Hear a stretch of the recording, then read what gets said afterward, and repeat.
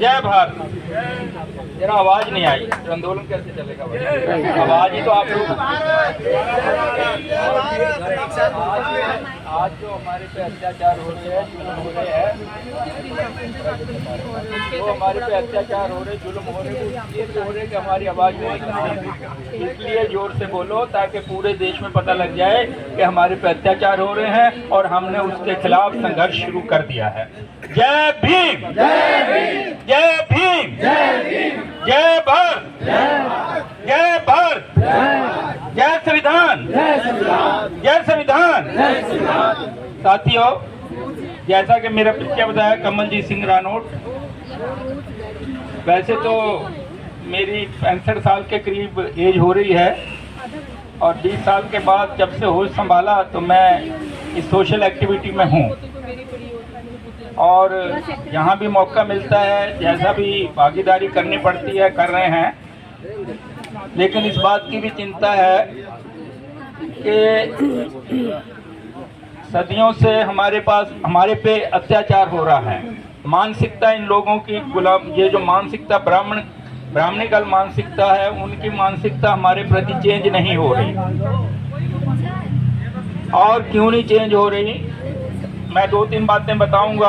आप लोग पढ़ लिख गए हैं और भी अच्छा पढ़ लिख जाएं, ज्ञानवान बने, ये अच्छी बात है। आपको ये देखना है कि हमारे ऊपर जो अत्याचार कारण क्यों हो रहे, अपनी आवाज बनानी है। हमारी अपनी आवाज नहीं बनती, हम उनकी आवाज में आवाज बोलते हैं, आज भी बोलते हैं। अब मैं एक एग्जांपल ब्यूटीफुल बताता हूँ, बहुत ब्यूटीफुल बताता हूँ। ये देश का पूरा इतिहास है। अंग्रेज इधर आए, ब्रिटिशर इधर आए, हमारे से पहले आए, मेरी उम्र से तो पहले ही आए, मैंने नहीं देखा। लेकिन उन्होंने जब ये देखा कि इस क्लास के ऊपर अत्याचार हो रहा, एक बहुत बड़ी क्लास जो है ब्राह्मणवादी व्यवस्था ने स्लेव बना दी, बहुत सारी बातें, और उन्होंने कानून बनाए, उन्होंने व्यवस्था बनाई और उन्होंने उन लोगों को सजा दी जिनको, जो स्लेव हमारे को बनाए हुए थे, जो हमारे को गुलाम बनाए हुए थे। इसका छोटा सा बड़ा अच्छा एग्जाम्पल है। आज भी उनके कानून के हम हिसाब से काम कर रहे हैं। ये एक बहुत अच्छा समय था कि जब वो न्यायप्रिय लोग थे। देखिए, मैं क्यों बोला कि हम दूसरों की आवाज में आवाज बांधते हैं। वो कहते हैं, गालियां निकालते हैं, अंग्रेज आए थे, हम उनके गुलाम थे। गुलाम क्या, हमारे को सिर से पकड़ के नीचे बैठा रखा था उन्होंने, या आप आ गए हैं तो हम क्या, आजादी ज्यादा मिल गई हमें। तो गुलामी का या आजादी का डिफाइन करना एक अलग बात है, ये कोई नहीं होती। लेकिन कैसी व्यवस्था है कि आप सबको बराबर का अधिकार दे रहे हैं, नहीं दे रहे हैं। जस्टिस, लिबर्टी, इक्वलिटी, फ्रेटर्निटी, ये मिल रही है सबको। अगर नहीं मिल रही है तो आज भी हम गुलाम हैं, अगर ये मिल रही है तो हम आजाद हैं। ये सीधा सा हिसाब है।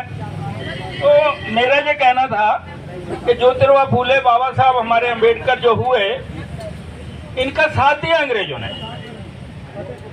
बड़े सेंसिटिव समझने की कोशिश करो, अगर ये नहीं होता शायद हम कामयाब नहीं होते। तो जब ये बहुत प्रॉब्लम आई, बाबा साहब के टाइम में ही आई कि अब अंग्रेजों के जाने का वक्त आ गया। वो एक अलग बात थी, क्योंकि सजा जो है जाति और धर्म के, जब कोई क्राइम करता था तो सजा का भी जो फैसला होता था जाति और धर्म के नाम से। ये इस देश का इतिहास रहा है, जाति और धर्म के हिसाब से सजा मिलती थी। हालांकि उसका बाद अभी मेरे साथी ने बोला है, वो अलग बात है। लेकिन इससे पहले जो ये आज की व्यवस्था नहीं थी, तो इससे पहले जो है जो जुल्म के ऊपर सजा नहीं मिला करती थी, केवल जाति और धर्म के हिसाब से सजा मिली जाती। तो वो चीजें बदली गई। हमारा ये समय आया, एक बहुत बड़ी प्रॉब्लम आई, समस्या आई कि जब वो जहां देश से जाने लगे, और उनको भी चिंता थी। गए वो इसलिए नहीं गए कि आपने इधर से हल्ला गुल्ला गांधी ने किया या दूसरों ने किया, वो भाग के इंग्लैंड रुके जाके, ऐसा नहीं हुआ। ये याद रखिए, ऐसा नहीं हुआ कि वो यहाँ से भाग के गए और इंग्लैंड रुके, वो इनसे डर के, नहीं, ऐसा नहीं हो। दूसरी परिस्थितियाँ थी, कुछ राजनीतिक परिस्थितियाँ थी, कुछ इंटरनेशनल सिचुएशन थी, पूरे वर्ल्ड में उनका राज था, फिर उनको जाना ही था। वो धीरे धीरे अपने यहाँ चले गए। लेकिन जाने से पहले वो इस बात को श्योर कर गए कि रिकॉर्ड में कि भाई ये व्यवस्था बहुत गंदी थी, हमने इसमें सुधार किया। और मैं आपको एक बात बता दूं, जो हमारा संघर्ष है इसको थोड़ा हट के, ये आज का नहीं है। हमारा संघर्ष तो कबीर से शुरू होता है, रविदास जी से शुरू होता है, गुरु नानक देव से शुरू होता है, ज्योतिबा फूले जी चला आ रहा है। और केवल हम उतने उठे हैं जितना हमारा संघर्ष तेज हुआ। लेकिन आज जिनका मैंने नाम लिया वो तो पास्ट की चीज थे, लेकिन आज क्या हुआ, आज हम लोग हैं। तो मेरे को, हमें सबको ऐसा लगता है कि जो स्पीड से हमें आगे बढ़ जाना चाहिए था हम नहीं बढ़ पाए। हमारे में कहीं ना कहीं कमी है। हम बने बनाए दूध की मलाई तो खा ली, लेकिन हम किया कुछ नहीं। तो मेरा ये कहने का था कि जब वो जाने लगे तो सबको चिंता हुई, बाबा साहब को भी चिंता हुई कि जब चले जाएंगे हमारे को तो उसी व्यवस्था में धकेल के चले जाएंगे जहां से हम निकल कर आए। शॉर्ट में बताता हूँ, इसमें बहुत जद्दोजहद हुई, बाद में फैसला हुआ। उन्होंने भी बोला कि भाई हम जा तो चले तो जाएंगे, लेकिन आप बताओ इस व्यवस्था को मेंटेन कैसे करोगे आप। अगर आप ये कहो कि व्यवस्था पीछे चली जाएगी, वो तो हम भी टॉलरेट नहीं करते। और जो हमारे लोग, बाबा साहब जैसे विद्वान लोग उनके साथ लगे हुए थे, उनकी भी चिंता थी कि ये जो व्यवस्था बदली है, सबको बराबरी की व्यवस्था लाने की प्रयास किया गया, कि ये वापस नहीं जानी चाहिए। उसका रिजल्ट हुआ ये भारतीय संविधान बना। ये इसका सर्टिफिकेट दिया कि ये जो आपने व्यवस्था बनाई है जहां इस देश में, हम उसको भारतीय संविधान के माध्यम से इसको आगे लेकर चलेंगे। तो फिर क्या हुआ, भारतीय संविधान के माध्यम से इस देश में सबसे बड़ा धर्म ग्रंथ भारतीय संविधान आ गया। लोगों को, जिनको बराबरी अच्छी नहीं लगती थी, जिनको सबके साथ समानता अच्छी नहीं लगती थी, वो आज भी विरोध कर रहे थे, उस वक्त भी विरोध किया, वो तो करते रहेंगे। ये बड़ा दुर्भाग्य है कि उनके मन में आज भी बराबरी उतरी नहीं है। अभी तो साथी बात जहाँ कर रहे थे, ट्रेन में चले जाओ, गली में चले जाओ, तो उनके मन में उतरी नहीं है। तो मैं यही सोच रहा था कि आखिर मन में उतरेगी कैसे। मैं किसी की बुराई नहीं कर रहा हूँ, हमारे समाज में बड़े बड़े विद्वान हुए भाई। ये जो गैर बराबरी की व्यवस्था थी, ये तो बदल जानी चाहिए थी। संविधान एक बहुत बड़ा आंदोलन था, एक बहुत बड़ा रेवोल्यूशन आ गया था। और बाबा साहब ने भी प्रेडिक्शन किया था कि अब जहां इस देश में रेवोल्यूशन आ जाएगा, वो नहीं आया। वो आप देख रहे हैं आज सारी बात। और मैं डॉक्टर रितु को मुबारकबाद भी देता हूं और उनकी बहादुरी की प्रशंसा भी करता हूं कि ये जो आंदोलन चलाया गया, जब चला है, डॉक्टर रितु को आगे रख के आप लोग सारे चल रहे हैं, कर रहे हैं, लेकिन डॉक्टर रितु को आगे रख के आगे चलना ही सबसे बड़ी बात होती है।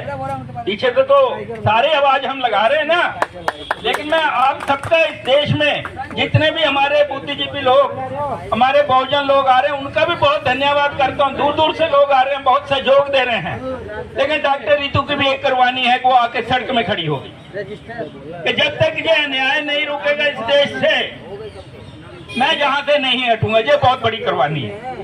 तो साथियों, ऐसा मौका कभी कभी आता है। मेरी तो आपसे हाथ जोड़ के यही विनती है कि आप इस आंदोलन में बढ़ चढ़ के धन मन धन से आप इसका साथ दें। और ये जो व्यवस्था है, जो मैंने कहा कि आज तक तो आंदोलन हो जाना चाहिए था, कंप्लीट हो जाना चाहिए था, संपूर्णता में चला जाना चाहिए था, तो उसकी एक कंडीशन भी है, शर्त भी है। संपूर्णता हम किसको कहेंगे कि ये जो शोषण करता है, ये मनुवादी मानसिकता के जो लोग हैं, इनको सत्ता से बहुत दूर कर देना चाहिए था हमें, लेकिन नहीं हुआ। किसी हमारे का एक का फॉल्ट नहीं। आप जानते हैं कि कारण क्या हो रहा है कि हम लोग बहुजन होते हुए भी, बहुजन शब्द आया बुद्धा के टाइम से चला, बहुजन होते हुए भी हम सत्ता के पास नहीं, हम दूर हैं।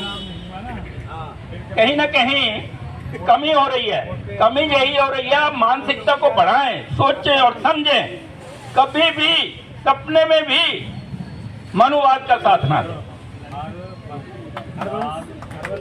और मनुवाद अब मनुवाद का भी देखना पड़ेगा जी, मनुवाद क्या है। मनुवाद हो सकता है हमारे बीच में से भी निकल के आ जाए, यही हो रहा है ना।